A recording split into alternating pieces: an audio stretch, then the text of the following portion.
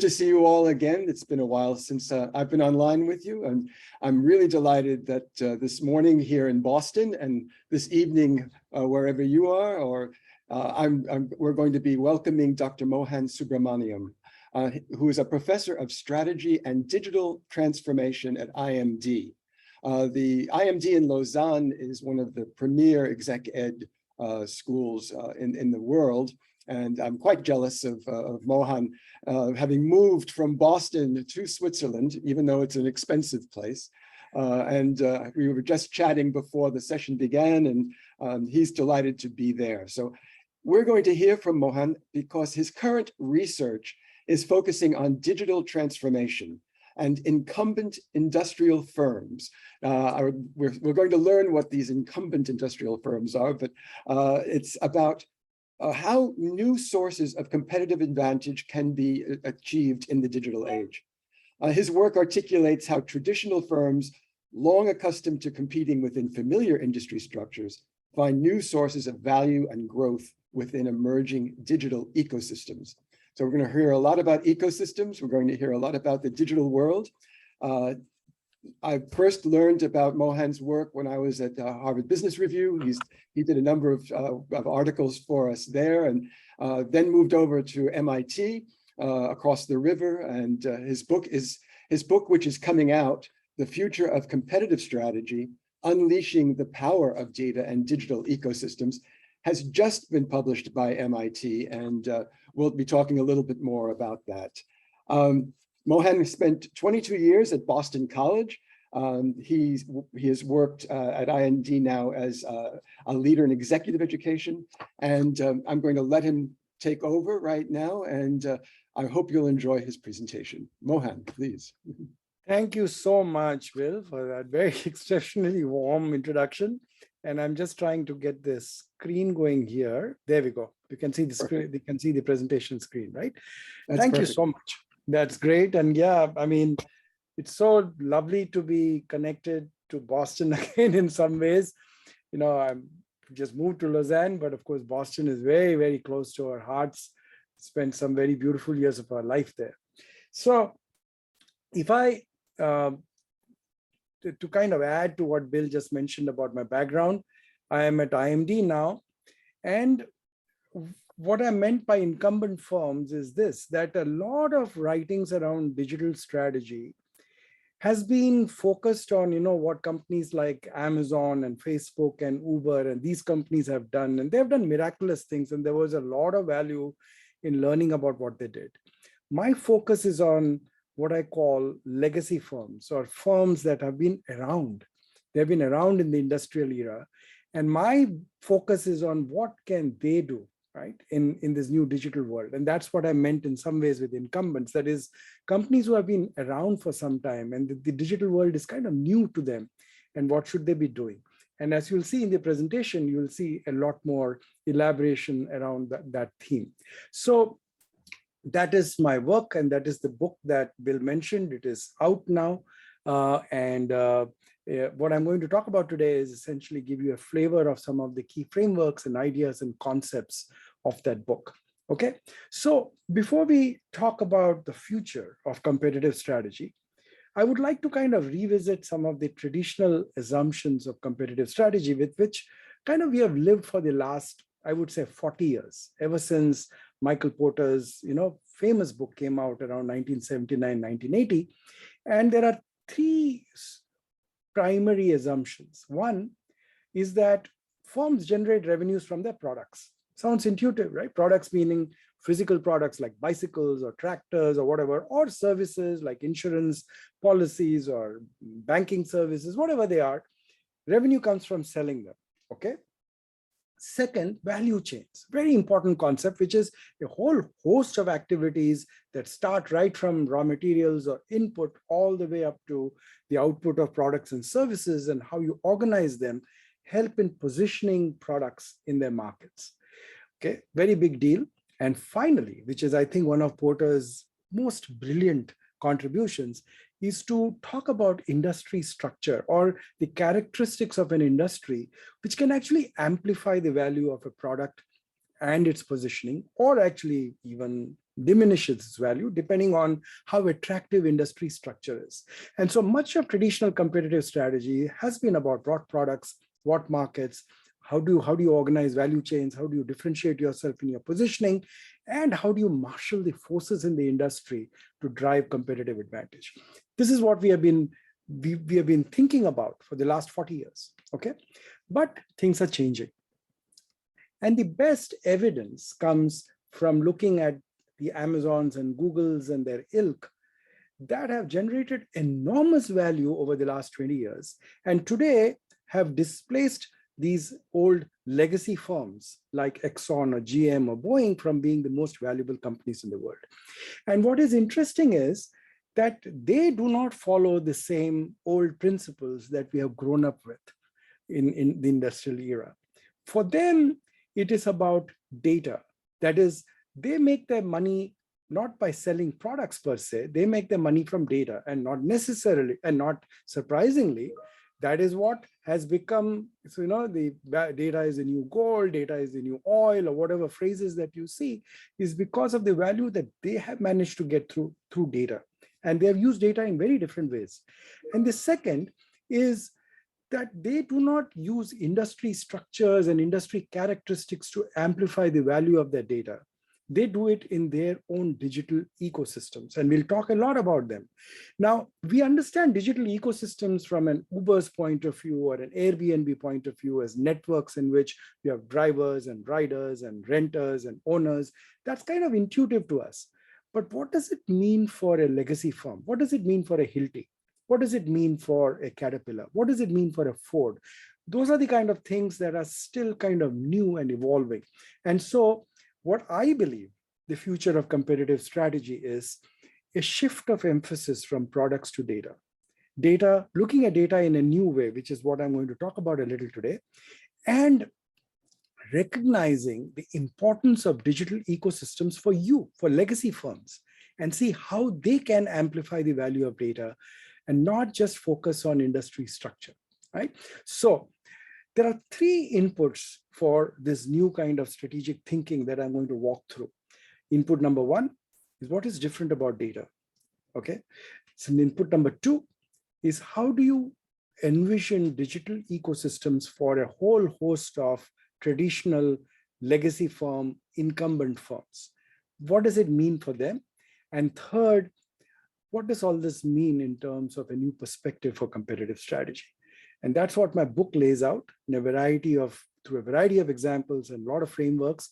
And what you're going to hear me speak today is a flavor of what that book represents, okay? So let's start with the first input. What is new about data? Now, the key insight here is that there's a shift from what we call episodic data to interactive data. Now, what is interactive data?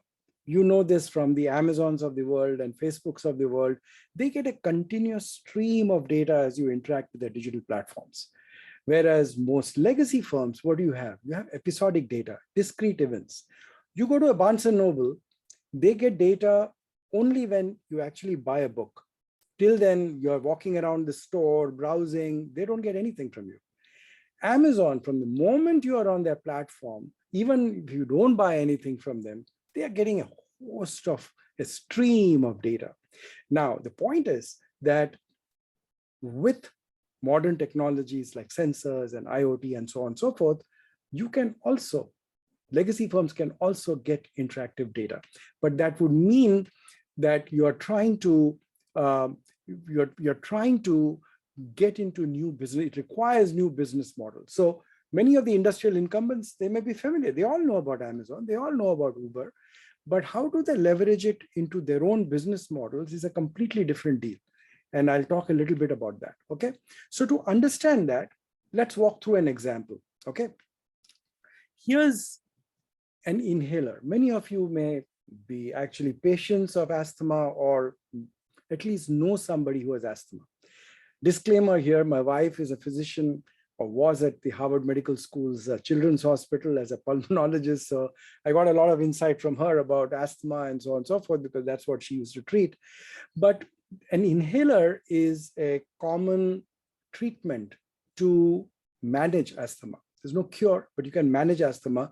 And so what it has is it's got a canister, it's got the medication inside the canister, and you puff it inside, and that's how you manage your symptoms. Now here's a smart inhaler. Okay, now the smart inhaler has a sensor, and it can now start interacting with you. Okay, so now it starts collecting interactive data. The old inhaler used to have episodic data, how many inhalers you sold, what is the margin, which geographies is it selling in, and that kind of work. Okay, so now what does it do? What are the new features? So one set of features is what I call basic features. So they'll remind you to take medications because they're interacting with you. And by the way, that's a very big deal, because studies have shown that the compliance of your prescription dosage shoots up through these reminders, which is a very big deal for doctors, very big deal also for insurance companies, because they don't just want to sell you medicine, they want you to get well. Okay, so you can track dosage compliance, you can track location. Now with these inhalers, you have things like rescue inhalers, which, if you get a sudden attack, you need it. Now, if you know where it is, it can save lives. If it reminds you to take a rescue inhaler with you when you go out, it can save lives. Okay, so these are what we call basic features coming out of this interactive data. But there are some advanced features, and I'll tell you why they are advanced in a little while. If you get data from environmental triggers, you can actually start figuring out what are the triggers that are likely to give you an attack. It can tell you what those triggers are in any location. If you step out of a car, it can warn you that, watch out for this. And so you can link it to specific allergens. Okay. Now, what's the difference between the basic and the advanced? And this is something to know about what is different about modern data. The basic features stay the same, very much like the properties of the medication. The properties of the medication do not change whether you alone are using it or 1 million people are using it. Same thing with these features, like reminding you, they'll be there. They'll act the same way, irrespective of the number of people who are using the inhaler. But the other features brings in what we call network effects, which is the value of what the data offers you increases with the number of people using that product. We know this from Facebook and so on and so forth, that anybody else can create a platform for social networking, but the value of Facebook comes because of the number of people on their platform. That is what we call network effects, that the use or the value of the usage of a product increases with the number of people using it. So we'll come back to this difference a little later, but I just wanted to point out that interactive data starts triggering this additional value that pure products don't give you. Right? Products give you scale advantages. Data can give you network effect advantages, or in addition to scale. Okay, so now you would ask, okay, this is all sounds good. So the smart inhalers have come out with all this. Now, what are the kind of features that they are focusing on? Okay, now smart inhalers are still offering only basic features. They have not yet gone to those advanced features. And even with these basic features, the adoption rate is still very, very low. What it kind of tells you is that for legacy firms, using interactive data is not that easy, right? It involves a lot of effort, a lot of differences or changes in strategic thinking. And so what is new about data, if I come about this, the data per se is not new. We have always used data, okay? But what it used to do is to use it to support products. How many inhalers are we selling, right? What are the margins? Which geographies are they selling? How do I reduce my operational costs, and so on and so forth? And that is all possible with episodic data because you aggregate it and analyze it after the fact. But in this case, we are seeing a reversal of roles, which is that now products can support data. That is, if you are able to market your smart inhalers in the right way and build a big base, then it can give you a conduit to collect some very, very valuable data, okay? But it requires very different strategic thinking. So why is this interactive data different? Very quick kind of summary on this. First of all, it gives you a new class of insights, right? Which is ability to predict an attack as opposed to just knowing how many inhalers you're selling. The amenability to share. Now, if you notice, interactive data is also used in real time.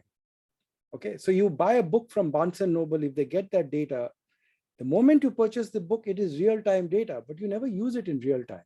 You only use it after the fact by aggregating it. But with real-time, with interactive data, if you look at the Ubers and Amazons of the world, they use it in real time.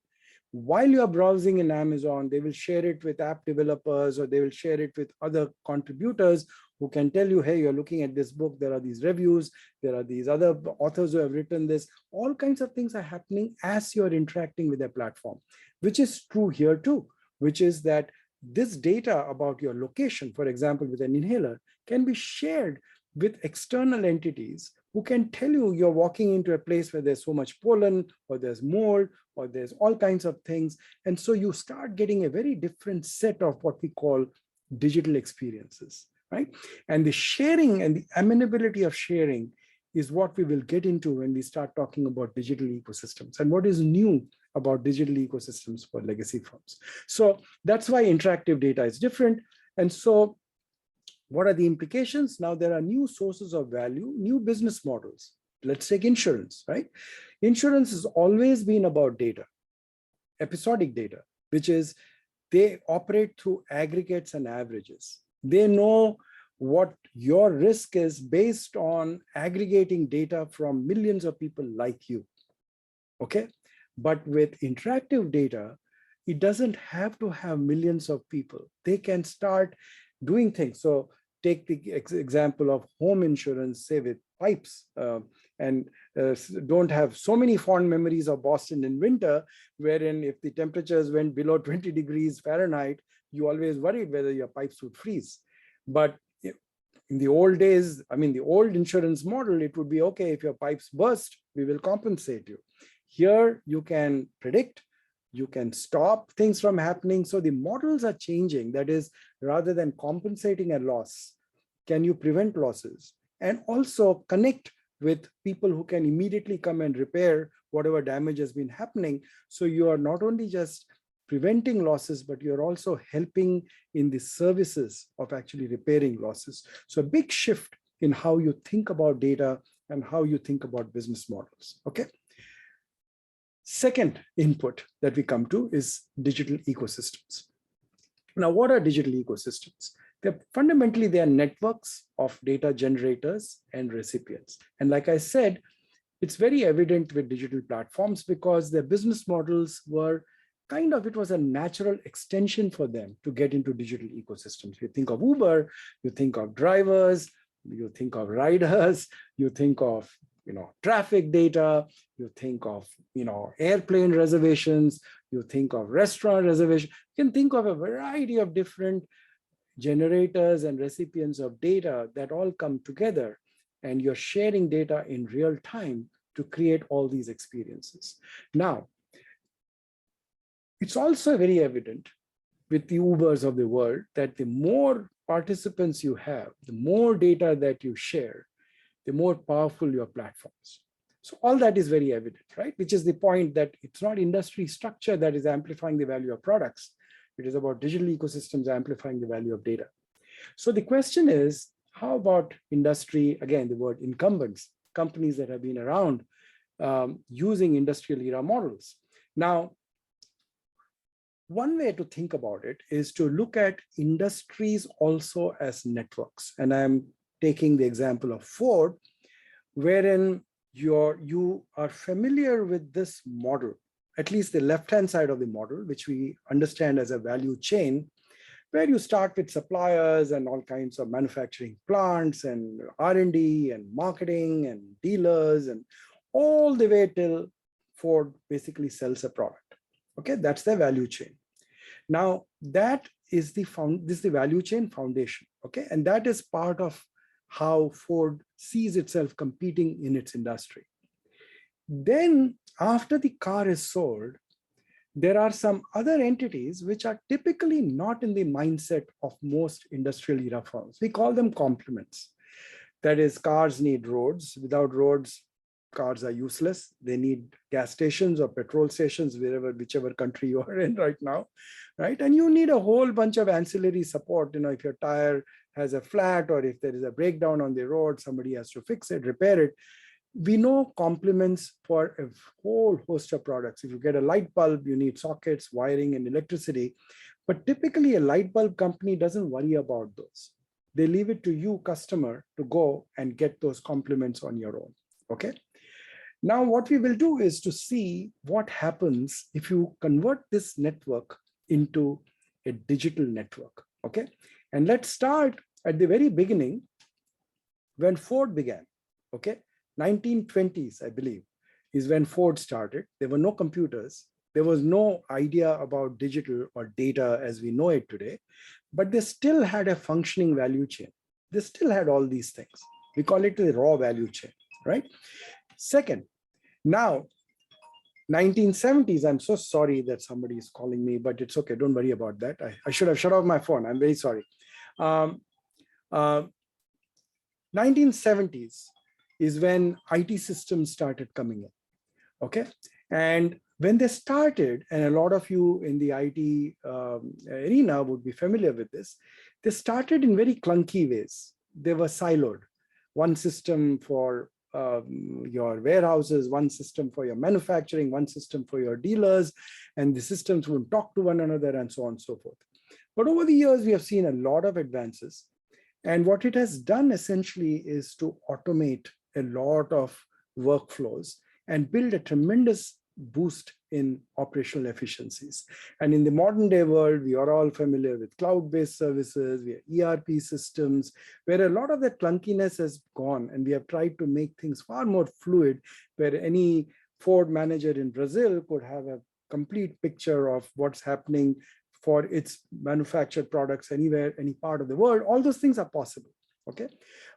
But they're still around automation, they're still around operational efficiencies and so on and so forth. Then comes modern technologies, okay? Now you have sensors and IoT and AI, which can do a whole host of different things.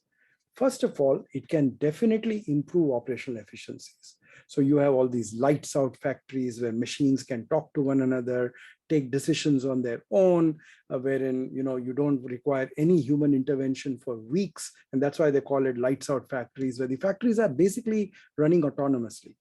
Great boost in operational efficiencies. But you also have other things possible if you start getting sensor data from customers. Okay.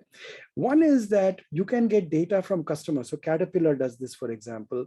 They know how the machines are being used, and they know in advance which customers are likely to buy again, which customers are likely to replace machines. And in that way, what they do is essentially improve their efficiencies of how they manage their sales force and their dealer network to go after those customers who are more likely to buy, right? Still efficiencies, but you're using customer data. Third is the example, again, if you stay with Caterpillar, that you can give predictive services, which is you can say, hey, if you allow us access to your data, we can predict in advance if a machine is going to go out of order. And then, of course, but that third level is something where data now is not about operational efficiencies. Now that data is an independent revenue generator. That is now, it's not your products that are generating revenue, it's the data from the products that are generating revenue. We know this from GE, what they tried with airplanes and so on and so forth, wherein you can give advice to the pilots in terms of how to fly based on data of turbulence and headwinds and so on and so forth, and essentially help them save their fuel efficiencies. But in return, GE starts making money in addition to what they are doing with their product sales, right? So I'm going to come back to these differences a little later, but what I wanted to show here is that we elevated a raw value chain into a network, a sophisticated network of data generation and sharing, which we call production ecosystems. Okay, so these are production ecosystems wherein we are going beyond operational efficiencies to what we call data-driven services. Okay, now let's come to the other side. The traditional complementers have been around, and these have been around far later than 1920s, right? They have been around till even now. There are a lot of companies that they do nothing with the complements and they stay as they are. But of course, with these complements, now you're seeing, at least with cars, you're seeing connections. You're seeing that cars tell you where the nearest gas station is. Cars can set up appointments for you saying, hey, your engine is going to run into trouble. We'll set up an appointment with a dealer. So there is a connection that is building out here. So, and I call them platform services because now it's not about just selling the product. It is about managing the product as a platform, which is that you are now using data from your customers to connect them with external third-party entities who were never part of your value chain. Okay, they are external to your company, and they can spread. More of them get connected, more of them can come into your platform. And that is what you're seeing these days. That I can give an example on Ford, that you can talk to Alexa and say, hey, I want coffee. And the message goes to the nearest Starbucks that you drive out there. Starbucks knows exactly when you are arriving. They know your choice of coffee. They keep it ready for you. You get out of your car, pick it up, just drive away. The banks are in the background. They'll take care of everything, right? So there is a whole ecosystem around complements that are new. And I call them consumption ecosystems because these are ecosystems that come after the product is produced and sold, and they are improving your consumption experience, right? So if you want to engage in these consumption ecosystems, it involves another level, another challenge, which is that you want to now extend your products and value chains into digital platforms. And I'll come back again to the distinction between the production and consumption ecosystems and the challenges in terms of what all you can do with data a little later in the presentation, okay? So to summarize input 2, what are digital ecosystems? It's a combination of production and consumption ecosystems. And what it does is that it allows you now to think of a broader framework for a competitive strategy meant for the digital world. So what is that framework? So you can think about your existing value chains as an internal data generating and sharing network.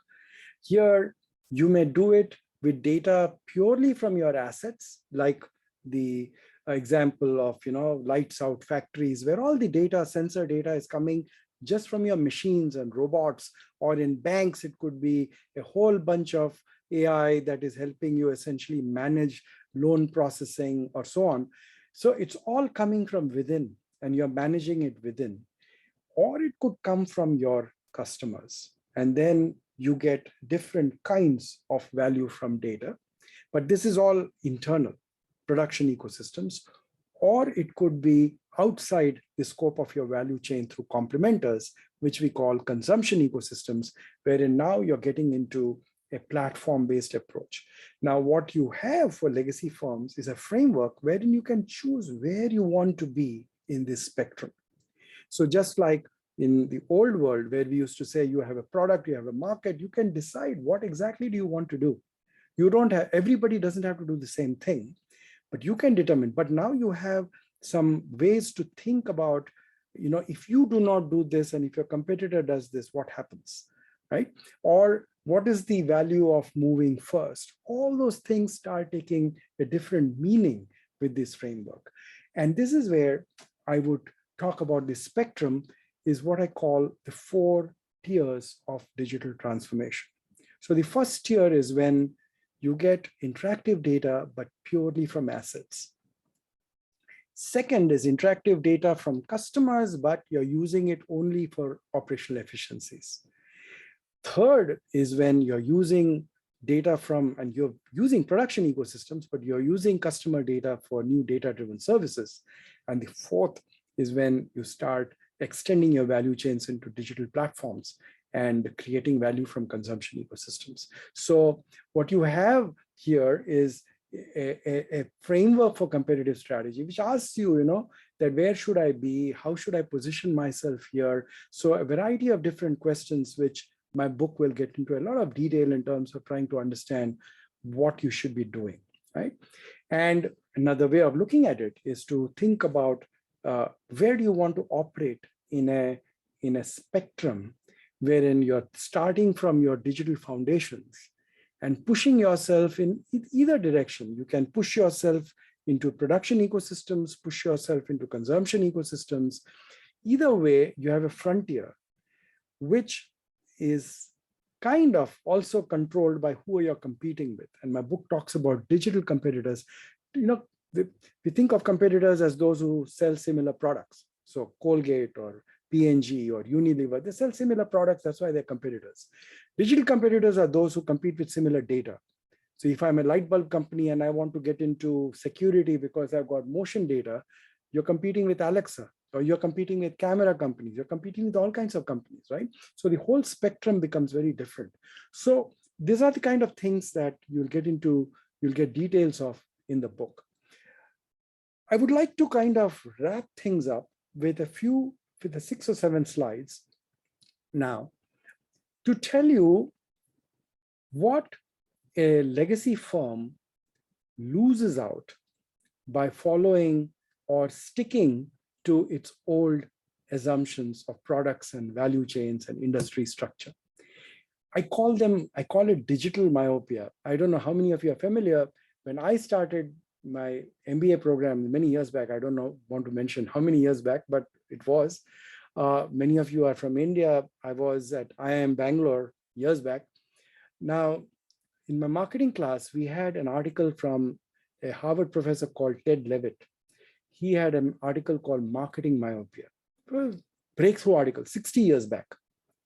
Okay.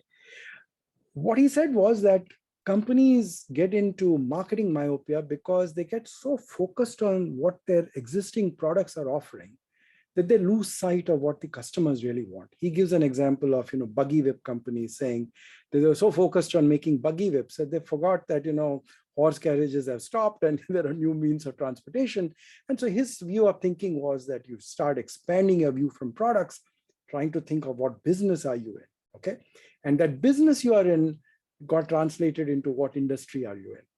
For me, digital myopia is being focused on industries, thinking about industry as your frame of reference and not seeing the broader value of data and the broader value of digital ecosystems. And so I'm going to walk you through what I call 5 traps that you want to take care of. One is a product trap, which I'll talk about. The second, I call the value chain trap. And these traps will become more obvious to you because of the background that I've given through this presentation. Third is what I call an operational efficiency trap, and I'll talk about each one of them. Fourth is what I call a customer trap. And 5 is what I call a competitor trap. Okay, so what are these? So what's the product trap? Product trap is when you think all my revenues come from my products, that you just don't see the value of data as a revenue generator. And you want to actually start saying, hey, I'm selling vacuum cleaners, robotic vacuum cleaners. I'm looking at the functionality of that as vacuum cleaning. But if I see the kind of data that it can generate in terms of it's going around, it is looking at termite activity or mold activity or mouse droppings, the whole scope expands into connecting them with pest services and so on and so forth. So there's a company in Boston with the CEO with whom I kind of worked. It's called SimCon. It's a startup. They have been working on getting street lamps with sensors that can detect gunshots. It's a sound-based sensor. Now imagine that, it senses a gunshot, camera feeds come on. You can know the severity of an incident. It alerts ambulances, police, and so on and so forth. There's a whole bunch of things that can happen with data. That is, your light bulb is not about selling light bulbs. Your focus should be on what kind of data can my light bulb create, right? So the move from episodic data to interactive data and all becomes very important. Value chain trap, classic, which is that my value scope is determined by my value chain, which is something that we just take for granted. But if you think about the emerging consumption ecosystem that I talked about, there's a whole other opportunity that is lying. That is, start thinking about how your complements that were earlier not relevant to you are now becoming relevant, or new complements are coming in, which will be connected to your products and users. Operational efficiency trap, which is, I think, one of the biggest traps legacy firms are in, which is to think about modern technologies also in the same way you think about old IT. That is, how do I use AI to automate? How do I use AI to improve operational efficiency? That's not just what AI can do. It can do far more things, but you have to start broadening your frameworks and imagination to do that. Customer trap. Again, I'm getting my customer, but my customer's purpose is to buy my product. That's it. I don't want to do anything more after that. Maybe after sales service. That's not relevant for all products. So, thinking about, but that's not really true. That if you start thinking about your customers as sources of new data, you will see the world very differently. And finally, the competitor trap, right? That these are competitors who sell, that Hilti, for example, understands that they may get into giving, Hilti is a company that makes construction products. And so they are now with sensors, and it can help a contractor who is doing a particular kind of job and wants to locate a particular tool for that job. Hilti can help them locate it. And the value is not about the tool so much. The value is in locating the tool in a timely fashion that can save a lot of money in terms of the time it takes to do a job. So it's data, not necessarily the product. But you see the other competitors that can retrofit sensors on existing machines and start becoming competitors. So the whole approach in terms of how you look at your competitive landscape starts changing. And in my book, I kind of talk about how do you compete with digital competitors? What kind of frameworks do you need? And they're very different from the kind of frameworks that we're used to with product competitors, right? So that's what the book is about. It's available now, and you'll probably get a link on this chat. And I would urge you to have a look at it. And to me, it's a work of passion. It's many years of understanding the fundamentals of competitive strategy and applying it to this new world, and applying it in a way that makes sense to executives. At the same time, it is based on some very solid conceptual foundations and frameworks, right? So I hope that this talk helps you, kind of motivates you to do that. And with that, I'll leave it to Bill to moderate the session further. Happy to do any questions and so on and so forth. Do you want me to share? I'll stop sharing the screen. I'm sorry? I'll stop sharing the screen. Yeah. Oh, very good. Yeah, thank you, Mohan. We already have a few questions in the chat box. I should have mentioned at the beginning, for those of you who are joining us for the first time, that we keep a chat box open. If you have questions now, while Mohan is answering the first few questions that came in, please feel free to put them up, and I'll try and select the best ones. We have the first question that came in very early and really was anticipating a lot of what you said, Mohan. And it's from Mr. Billingwall. He says, he would like to understand what data assets mean. How do you understand data assets?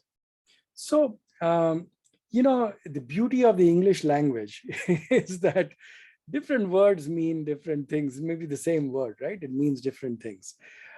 Assets are things that are of value to you. That's how I would take it as a literal sense. And you could have physical assets that are of value, your house, your land, your factory machines, and you have data assets where data would be of value. My point, or the point that I'm trying to make, is that the value that you see of these data assets is changing. So the power of the concept of looking at the difference between episodic data and interactive data is to actually show how the value of data assets are changing, right? Episodic data is very valuable, in many cases, tremendously valuable, but it's limiting. That is far more that is possible with interactive data. So your data assets can be used in different ways. And this is the message that I would like to send. I hope that answers the question. Thanks. Another question that came in early and is perhaps a little more elementary, but is interesting, is do you feel that the concept of value proposition is going to change for organizations? I would not say that the concept per se would change. It is how you, okay, the notion of value proposition, like assets, right, doesn't change. What value are you proposing if you literally translate it? But are you proposing a value based on products, value chains, and industry structure?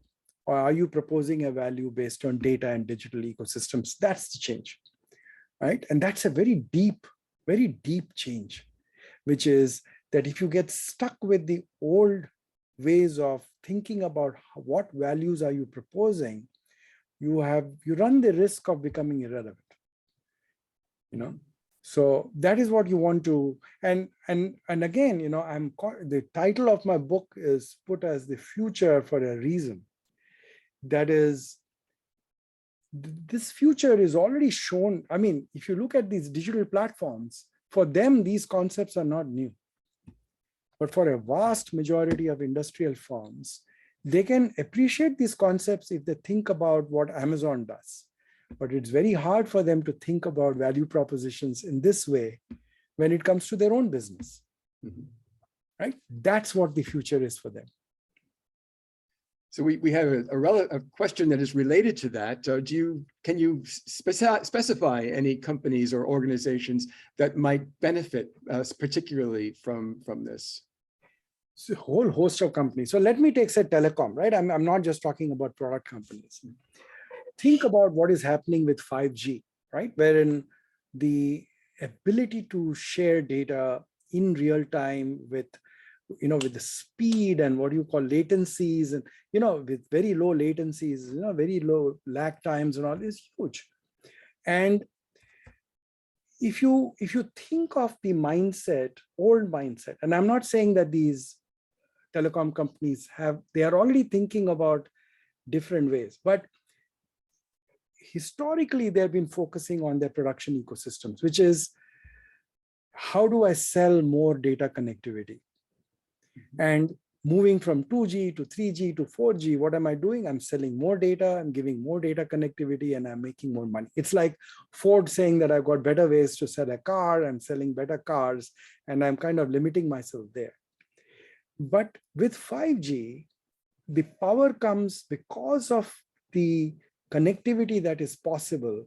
There's a very rich consumption ecosystem that is opening up. That is, there are so many ways by which that connectivity can be used. Now, we are seeing some ways by which they're making huge acquisitions, by the way. Verizon has made some tremendous, I think one of the acquisitions is called Sensity, a company. There's another company called Fleetmatics. And these are acquisitions that are the billions of dollars that they've invested. Now, what is Fleetmatics? Fleetmatics is about getting connected logistics and trucks. Now, you would think, why is it connected with Verizon? But they are literally in the consumption ecosystem of a 5G deliverer, right? So do you have an edge by saying that, hey, if I am the provider of this connectivity, you come to me and I manage the platform for you, okay? There is a benefit, there's an advantage. Now, how they do it is a different issue. Now, like that, Vodafone and AT&T, they're all getting into these kinds of acquisitions, into smart cities, which are all what, from my framework, is moving into consumption ecosystems. But right now, they're just acquisitions. We will see in the matter of 2-3 years how serious they are about it, because we know from experience, right? I mean, they'll try it and they'll see it works, it doesn't work, and then they get rid of it. But I think these are things that would really benefit them.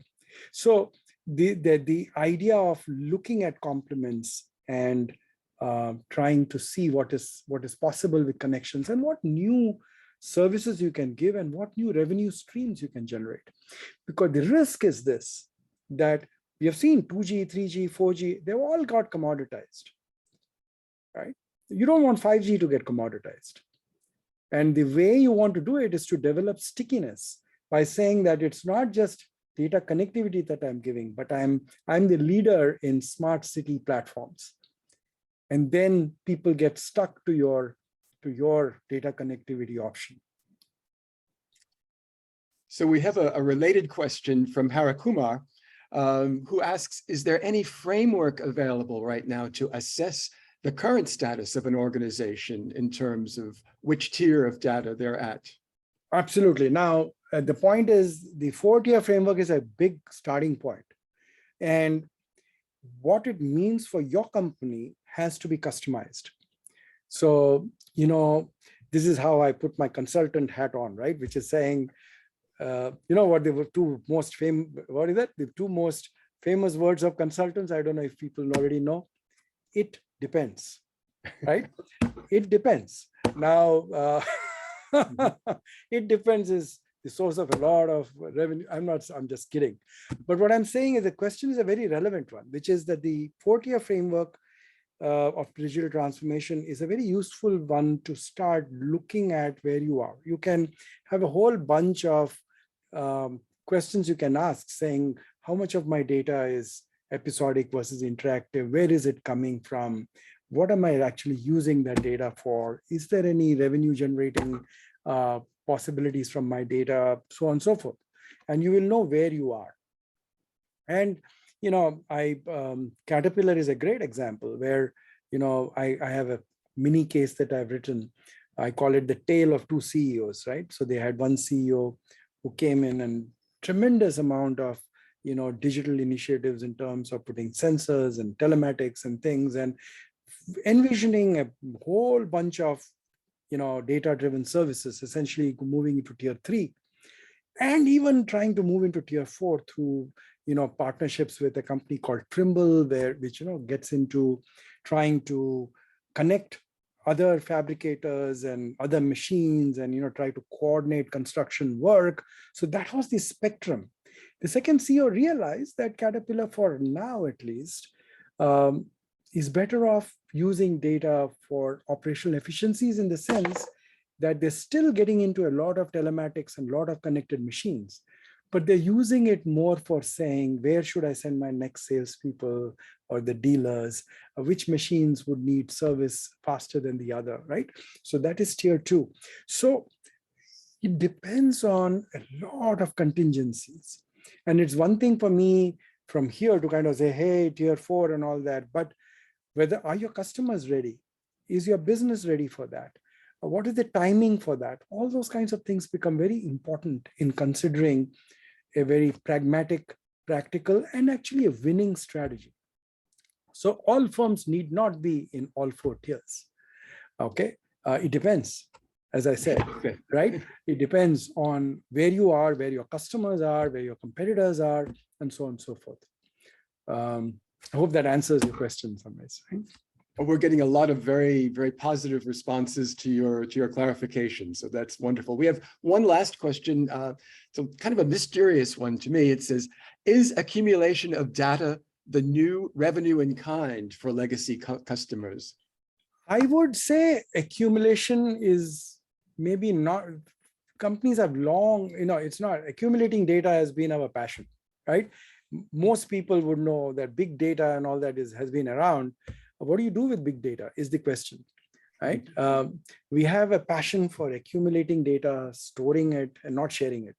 And that is a big part of episodic data, where the aggregated analysis is very sensitive. Even Uber will not share, or Facebook will not necessarily share the accumulated data they have about your profiles. That is very confidential.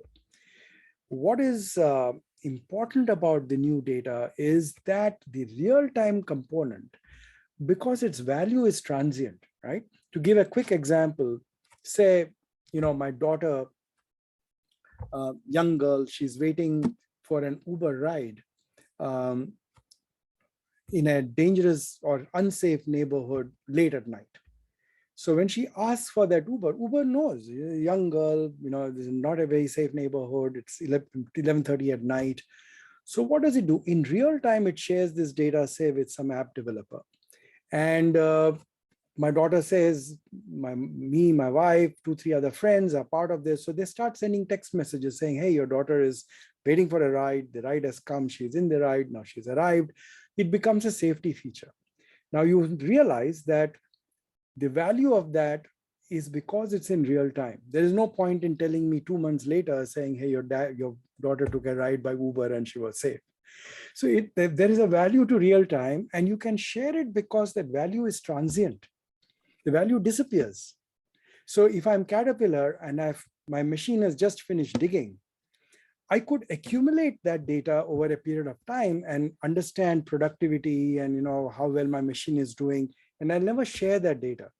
That is something close to my heart. However, if I've just finished digging, at that time, if I share it with a concrete pourer or the next fabricator in line, or even a komatsu, which is waiting to do the next thing, there is value to it. And that value is transient. That is, there is nothing that stays there, right? It is safe to share. So if you say data accumulation, yes, it has value of a different kind. You build insights after the fact. But the value of interactive data is in different kinds also. Accumulate data is part of it. That's not the whole thing, right? So Facebook gets a lot of value by accumulating data, but also gets a lot of value by sharing it in real time. So I guess we should be investing in companies who know how to use the data rather than the ones who simply collect it. Absolutely. No doubt about that. Well, this has been a wonderful, wonderful presentation. Lots of interesting comments that I hope you'll read after. I don't see any further questions right now, so let me thank you again for joining us from beautiful Switzerland, and I'll pass it back to Dan, who will say goodbye on behalf of Leaders Excellence. Thank you, Bill. Thank you. Thank you.